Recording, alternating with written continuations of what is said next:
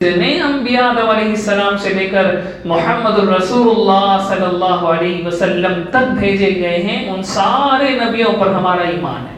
یہ اور بات ہے کہ سرکار دو عالم صلی اللہ علیہ وسلم پر نبوت ختم ہو گئی، آپ کے بعد کوئی نیا شخص نبی یا رسول بن کر نہیں آ سکتا۔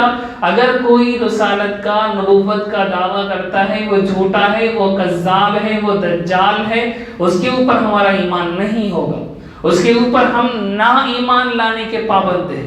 سرکار دو عالم صلی اللہ علیہ وسلم پر نبوت تمام ہو گئی، آپ خاتم النبیین ہیں۔ قرآن مجید نے ارشاد فرمایا سورۃ الاحزاب کے اندر وَلَٰكِن رَسُولَ اللَّهِ وَخَاتَمَ النَّبِيِّينَ، سرکار دو عالم صلی اللہ علیہ وسلم اللہ کے رسول بھی ہیں اور خاتم النبیین ہیں۔ خاتم النبیین کا سمپل سا مطلب ہے، خود سرکار فرماتے ہیں انا خاتم النبیین لا نبی بعدی، میں نبیوں میں سب سے آخر میں آنے والا نبی ہوں، میرے بعد کوئی نبی نہیں ہے، میرے بعد کوئی نبی نہیں ہے۔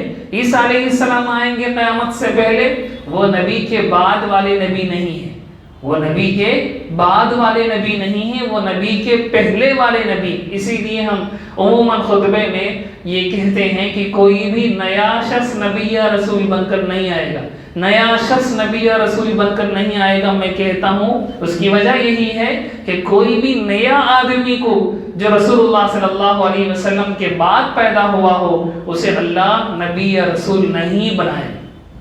ہاں، پرانے نبیوں میں سے، پرانے رسولوں میں سے عیسیٰ علیہ السلام اس امت کے اندر آئیں گے، یہ ہمارا یہ عقیدہ ہے۔ عیسیٰ علیہ السلام آئیں گے کس حالت میں؟ رسول ہونے کی حالت میں آئیں گے، لیکن ان کی رسالت یہاں کام نہیں کرے گی، یہ بات بھی سمجھ لیں۔ نبی یا رسول بن کر نہیں آئیں گے کا مطلب یہ نہیں کہ پہلے وہ نبی تھے، پہلے وہ رسول تھے، اللہ نے ان کی رسالت کو نعوذ باللہ چھین لیا ہو پھر اس دنیا میں بھیجا، ایسا بھی نہیں۔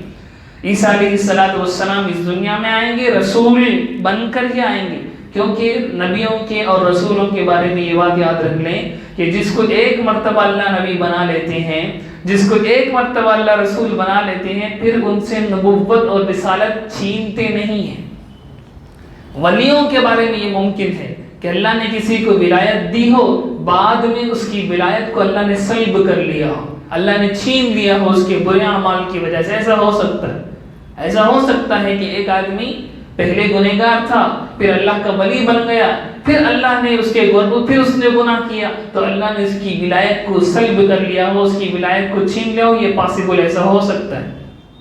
اسی لیے ہمارے یہاں بہت فرق ہے نبیوں اور رسولوں کے بارے میں، ولیوں کے بارے میں۔